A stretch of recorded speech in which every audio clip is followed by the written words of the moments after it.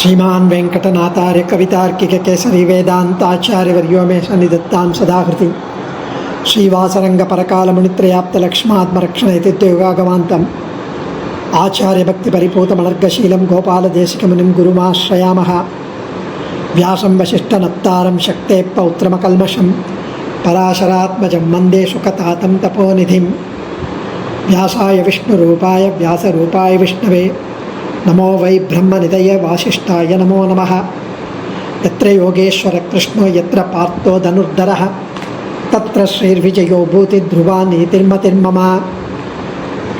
So it's our parama bhagyam, a great opportunity, a blessing for us to even have a tinge of the meanings, the essence of Srimad Bhagavad Gita, as beautifully narrated and explained by Acharyas. And the entire Srimad Bhagavad Gita is due to the enormous, abundant, benevolent grace, daya of Sri Krishna on us. For the sake of humanity, he came out with this Srimad Bhagavad Gita with Arjuna's confusion as a pretext. When Arjuna appealed to Krishna as to what he should do, please teach me what is the best for me. He never asked whether I should fight or not. He said, I have surrendered to you, tell me what is best for me. And hence he came out with the entire Karmanyana Bhakti Yoga, 18 chapters, 700 plus slokams. He could have simply said, if he had asked whether I should fight or not, he could have said, just go ahead and fight. So we saw last week the summary of the 5th chapter. Actually, the 4th chapter dealt with how knowledge is included in Karma Yoga and the twin aspects of Karma Yoga, which is action and knowledge. How the knowledge aspect assumes dominance, that I am not the doer, I do for his as a samarpana. So in the 3rd chapter itself, Krishna mentioned that Karma Yoga is easier to practice than Jnana Yoga, and the other special aspects were discussed in 3rd chapter. This chapter, which is the 5th chapter, it has the main theme as the great efficacy of Karma Yoga, the efficient, the benefit of Karma Yoga. Also, certain topics touched upon the 3rd and 4th chapter also are explained, elaborated here. So Arjuna asked, Sanyasam karmanam Krishna punaryogam cha shamsasi yachreya yetayorekam tanme bruhi sunischitam. He said, hey Krishna, in the 2nd chapter, it was taught that through Karma Yoga, one's papams, the sins, will be eradicated, will be removed, and the mind will be cleansed through Karma Yoga.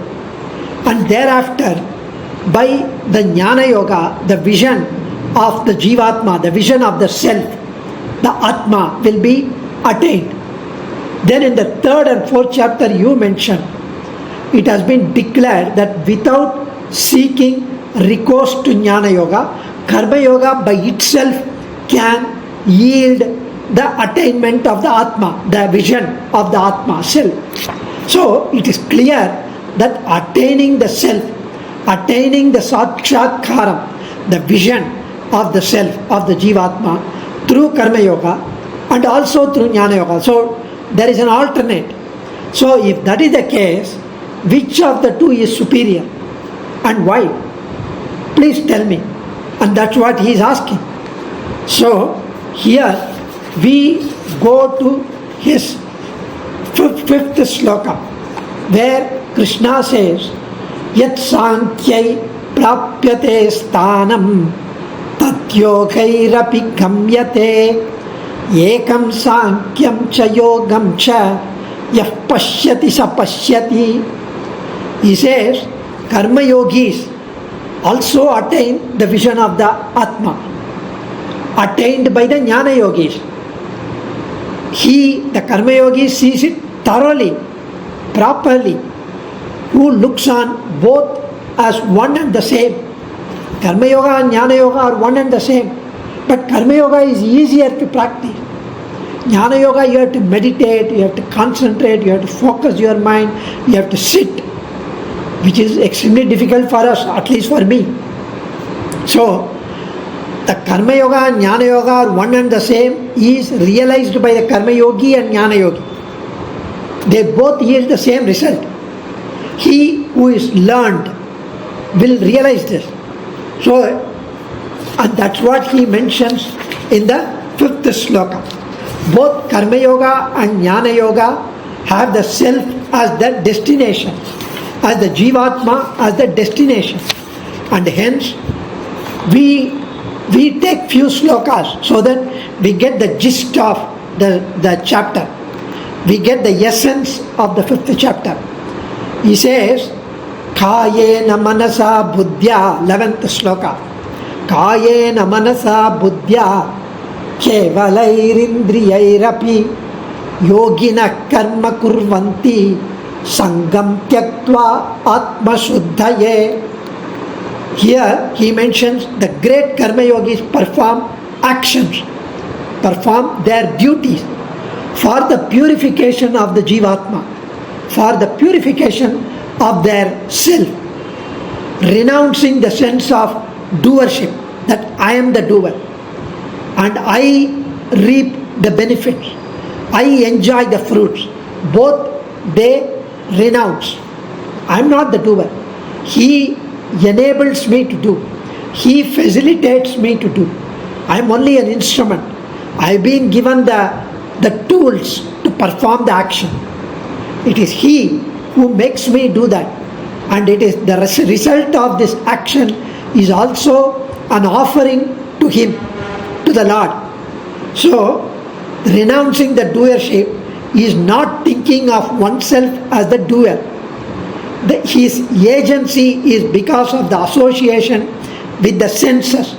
We are associated with the senses, with the body, with the mind, with the intellect. So, we are only an agent to perform. Renouncing the result means having no desire regarding the result. So, important note is buddhi means the resolve to do a particular act. So, here we need to say purification of the mind. Atma Shuddhaye. Purification of the mind.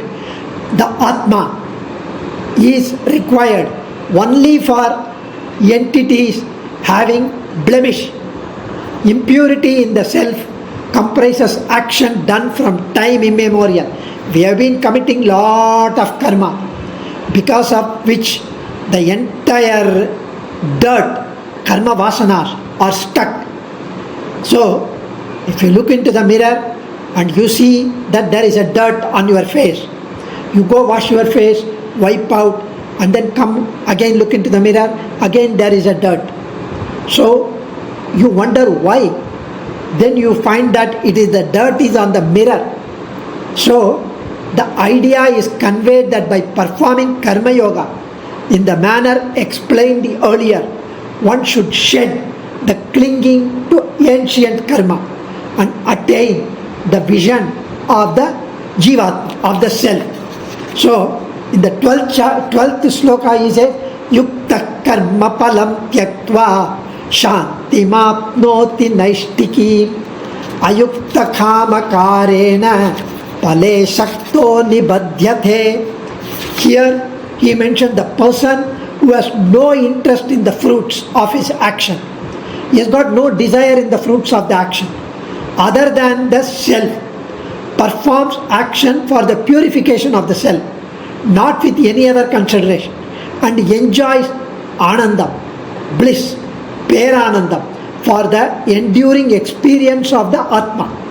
So others who desire other gains engage in karma acts to achieve the desired result and get perpetually caught up in the cycle of birth and death, transmigration. But you may wonder, how is it possible for me to not think of the result and do the action? For example, the student who is studying, the worker who is working, how can I say that I will study but not thinking about the result of the action? Here it mentions that if you concentrate without bothering, oh my God, I should get 80%, then only I will be able to get a job, then only I'll be able to get the post-graduation, or I will be able to do this, or I will be able to clear the arrears, whatever. So then your focus, your concentration, your undivided attention to the work that you do would be diminished. And you will be constantly thinking of the result rather than the action. If you think, come what may, I will give my best shot, I will do my best ability and study. Rest is up to the Lord. If he has taken a sankalpam that I need to fail here or I need to come first, I'm only an instrument. I never asked for this birth, I never asked for this, I never asked for that, I never asked for this subject, and I wanted to do something else. He has pushed me into this course, and every action, every deed that we do, we notice that somebody is making us do, somebody is making us going through the cycle of actions and consequences and all that. Nothing goes in our way, maybe 30%, 40%. So it is his sankalpam. I will give my best shot. It is he who needs to do what he wants me to do. So if that is the case, whatever that comes, you accept. You fail, okay, it is sankalpam. I gave my best ability, I will continue to do. So if you do as a samarpanam to him, as an offering to him, whatever that you do, whether it's cooking or eating or do whatever, you give the best shot, whatever that comes is his grace, his anugraham, his ashirvadam, his sankalpam, whatever. So the scholars, the purvacharyas, the acharyas, they used to say, even Ramanuja, Vedanta Desika, Adi Shankara, they all underwent problems in their life, worse problems than you and I face. We are in the creature comfort zone, whereas they underwent so many tortures. If you say, if they were so scholarly, so much of Acharya Paripurna, why did they have to suffer? That is why they left everything to the Lord's will. I am only an instrument. So that is why here action driven by desire leads deeper into the mine of samsara. When performed with no hankering for the fruit, it will lead into moksha, liberation, realization of the self. So, next sloka, sarva karmani manasa sanyasyaste shukam vashi navadvare pure dehi naiva kurvanta kharayanne. We do all the activities only because of the association with the body and the mind and the buddhi. The body which has 9 gates, navadvaram. We do not do any act on our own. Our efforts, our activating other agencies to do, these arise only because of our association with the body. Being clear about that, one should live happily, without any difficulty caused by the attachment due to the erroneous thinking, which is, I am the doer, I do it for myself. Instead, it is the verse so beautifully, succinctly presents the theme expressed in the earlier verses. In the earlier verses, it was stated that all actions are only because of association with the senses. All action of the body. This verse clarifies that we engage in activities only because of the association of the body with the body, which is the seat of the indriyas. The discriminating wisdom, the vivekam, that all our activities are caused by the association of the body, which in turn is due to karma. This is to be imprinted on the mind. To the pure Atma, there being no such association with the body caused by karma.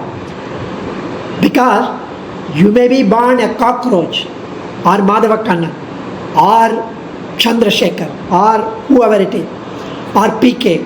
So it is we have just taken this body. The Atmas are all one and the same. And that is why we saw that Vidya Vinaya Sampanne, the 18th slokam, which is a beautiful slokam. Vidya Vinaya Sampanne Brahmane Gavi Hastini Sunichaiva Swapakecha Pandita Samadarshinaha. Vidya Vinaya Sampanne, the sages, the pandits, the one who have realized, the scholars, the pandits, the one who is a panditan, the sages, look with equanimity, with equal eye, with no bias. They see a Brahmana endowed with learning and humility. A Brahmin, if he is a Vedic scholar who is endowed with knowledge as well as humility, humble, and a Brahmana without these attainments, the one who is not having, who is lowly, a Brahmana, he has not studied, he is not humble, he is egoistic, arrogant. Or a person, the sage, looks at the cow, or looks at the elephant, or looks at a dog, or looks at a dog eater, one who eats dog's meat. They look with equal eye, with equanimity, all these people. All this, whether it's a cow, or an elephant, or a dog eater, or a Brahmin who is a scholar, or a Brahmin who is not a scholar, who has not studied, who is arrogant, or anyone. We are just giving some representative. Krishna mentions this as a representation of the sampling. It is anyone and everyone. So, Vidya Vinaya Sampanne, perceiving the self, perceiving the Jivatma. Your Jivatma is not different from my Jivatma. It is the same. It is Jnana Swarupam. It is the self is made of Jnana. It is not born, it is not dead, it cannot be killed, it cannot be burnt. We saw in the second chapter. So, we have just taken this body because of our karma. That person has taken the body because of its karma and been born a dog. The other person has taken the body of a dog eater. He has taken birth as in that family and who eats dogs. And this has taken birth as an elephant. That has taken birth as a cow. This person has become a Brahmin and he has learned because of the Purva Karma Vashana. There is no difference in the nature of the self. Similarly, it is best to say, though the first Brahmana is endowed with learning and humility, while the second one is bereft of these qualities, thus there being the difference in the quality of these two persons, there is absolutely no difference between the nature of the self, nature of the Atma, between them as well as with the cow, with the dog, with the elephant, with the dog eater, no difference. Though there could be difference in the quality, in the form, in the activity, there is no difference in the nature of the Atma. So the Atma residing in all these embodiments are the same type. That is why the Acharyas look at everyone with equal kataksham, equal vision. Mahapariva used to be like that, I am told. Acharyas, Ramanuja, Vedanta Desika, Adi Shankara, they all were like that. Our present day Acharyas are also like that. The color of the milk is only white, despite the cow being black or brown or whatever, white. Likewise, there can be similarities. There can be differences in the color of the body or the quality because of the karma vasana. Male, female, tall, short, thin, or lame, or nondi, or mute. Nevertheless, there is no difference in the Atma. There is a specific chapter called Swanishta Vijnana Adhikaram in Srimad Rahasya Trayasaram in Vedanta Desika's magnum opus, where he beautifully summarizes how one should behave when you realize the Atma, that it is the property of the Lord, when you have surrendered yourself to the Lord. Another day we will enjoy that. So the differences in physique, qualities, activities are brought about by karma and are not natural. Atma's natural thing is being pure. So this is so beautifully explained in this slokam.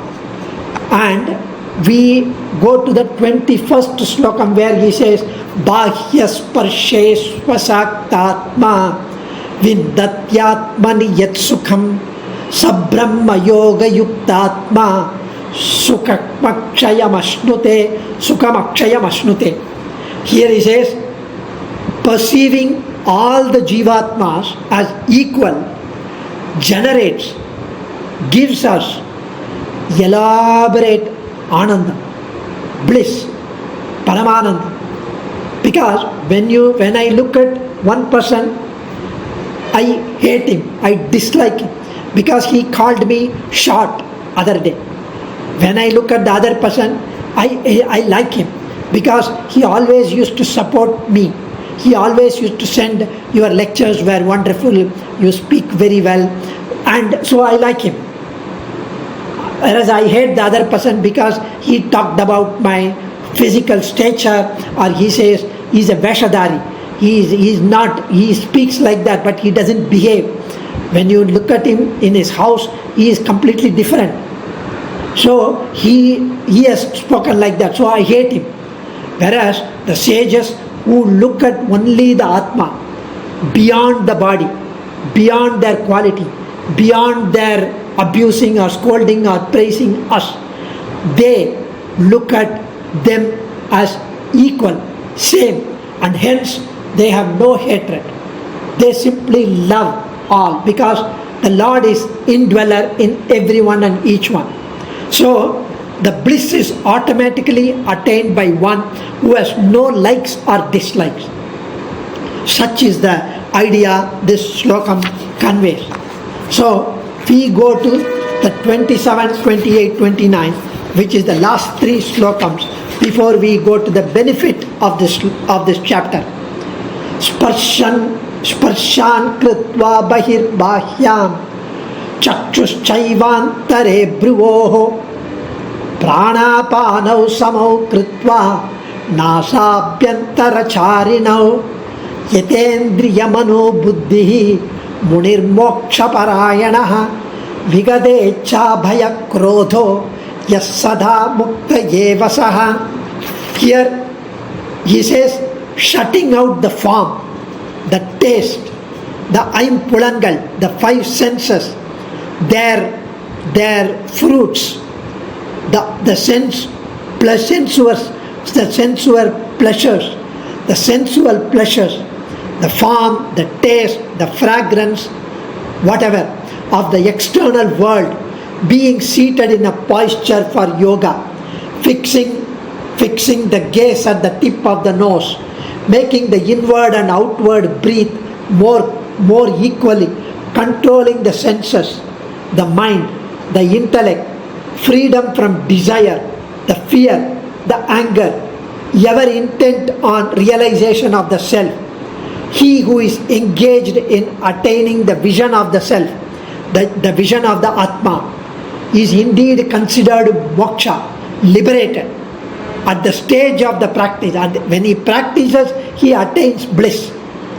As if he has attained liberation, he would be in that position. So this is so beautifully talked about, that you do your duty without attaching yourself to the result of the action. You don't think that you are doer, you are the doer. Put your best shot as a samarpanam to the Lord.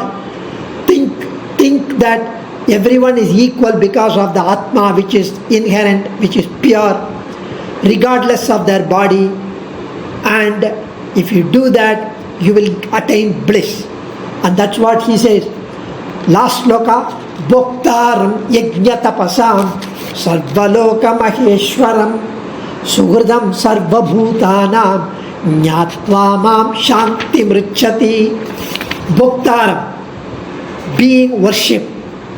By knowing me as being worshipped, as being propitiated through all the offerings, through all the actions, whatever that you do, you offer to me, whether it is sacrifice, aradhanam, austerities, upavasam, vratam, work, studies, whatever that you do as an offering. By knowing me as the one to be worshipped, as the Supreme Lord of all the worlds. He says, Sarvaloka Maheshwara, the Lord of the universe, Supreme Lord of the entire universe, as the well-wisher of all beings. Sugurdam is the well-wisher of all beings, Sarva Bhutana. When the sage himself is so equal in all beings, what about the Lord? He is always compassionate, merciful, Paramadayalu, Paramakaruniko Bhagavan. He would naturally be equal with everyone. He is the well-wisher of all beings. He gladly, when we worship him like that, he says, that person will gladly worship me and will attain Ananda. So,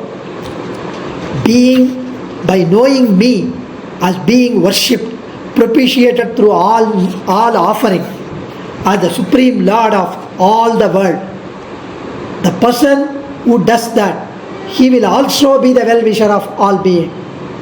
He will also be the equal to all beings. Means he will see with equal eye all beings. Vidya Vinaya Sampanne Brahmane Kavikastini Sunischaiva Swapakecha Pandita Samadarshinaha. So he will gladly worship me and will attain peace. That's what he mentions here. Now we go to the glory of the chapter 5. So, as usual, Parvati asks Shiva, and Shiva narrates what Narayana had explained to Mahalakshmi. My beloved Devi, I will briefly tell you the glory of the 5th chapter, praised by the world, as narrated by the Lord. Listen. So, there was a person, a Brahmin by name Pingalan, who lived in the city of Prakutsam. Prakutsam was the city where he lived, and his name was Pingala. He was born of a noble lineage, good Vamsha.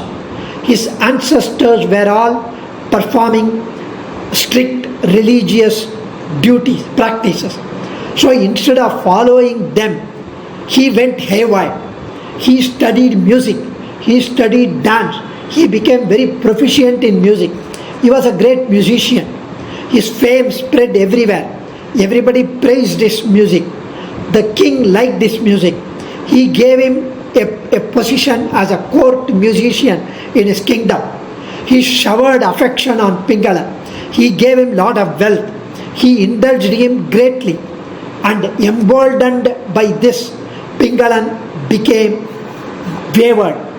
He became arrogant. And thus he went into the bad company. Because when the Lord wants to punish you, he gives you a lot of wealth. He gives you arrogance because of your karma vasana. And hence this person also, he went into music. He was popular, he sang well, he became king's darling, and he was blessed, he was given, showered with lot of gold, wealth, and then he went into the wrong company. And he married a person by name Aruna. She was also equally bad in vice, low born, morally based. She had many people as an extramarital affair. Pingalan did not like this, and he took her to task. Aruna was very angered because Pingalan took her to task.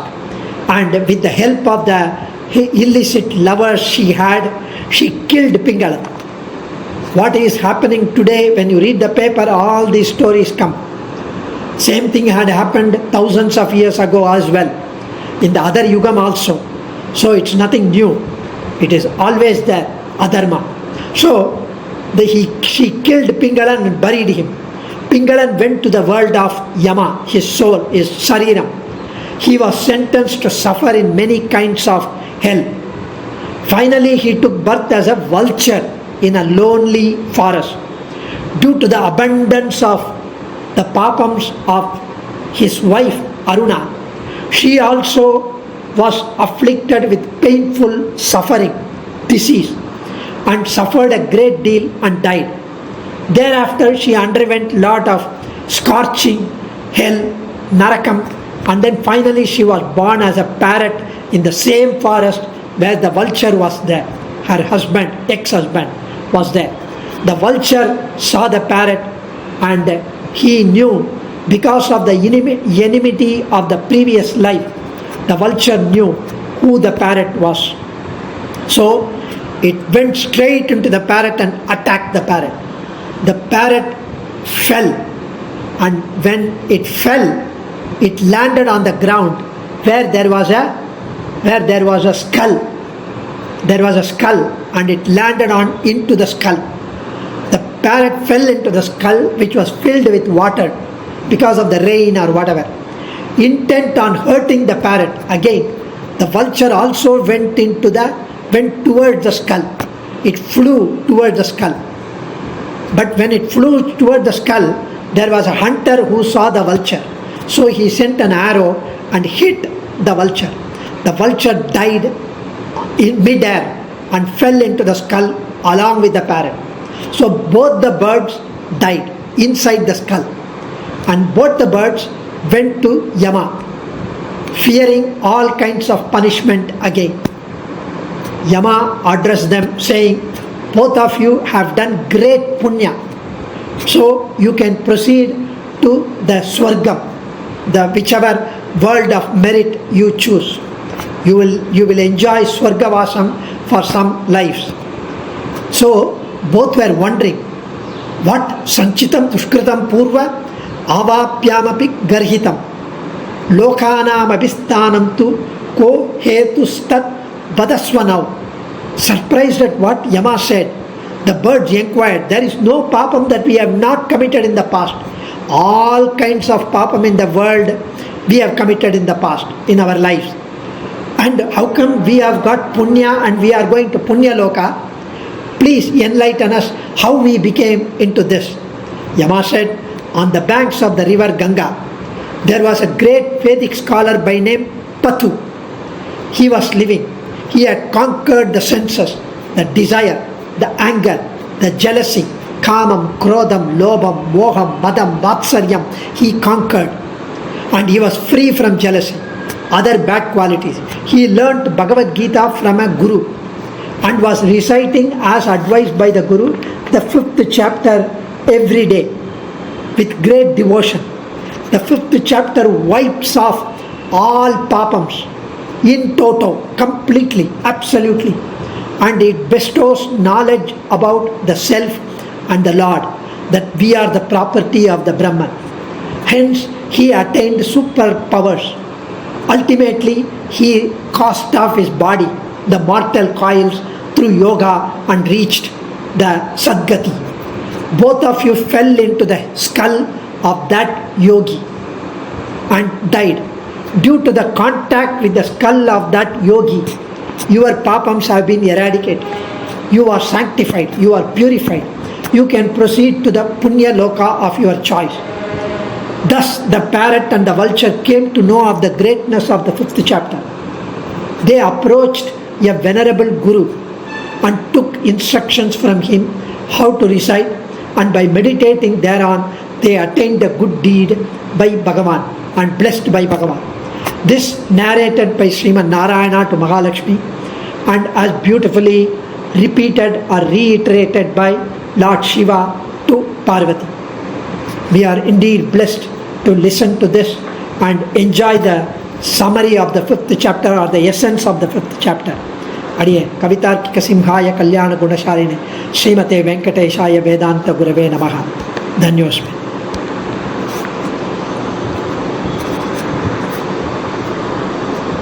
Namo Narayana, Namo Narayana.